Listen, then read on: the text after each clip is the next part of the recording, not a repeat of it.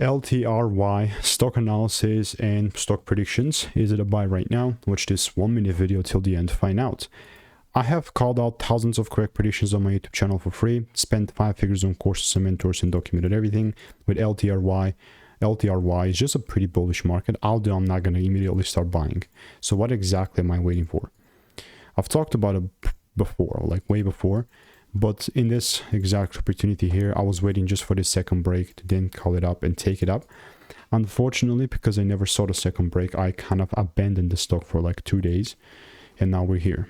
With the current price action, you can see my targets are still going to sit at around 233, but I'm genuinely going to buy the moment the price starts pulling down inside my demand and then gives me a double break. If that happens, sick. If it doesn't, also sick. I'm just not going to randomly buy. So yeah, we'll most definitely continue to keep you updated, and in the meantime I'll keep waiting. But if you want to make more money trading in a simple and lean way, click the first link in the description. It's a free newsletter. Goodbye.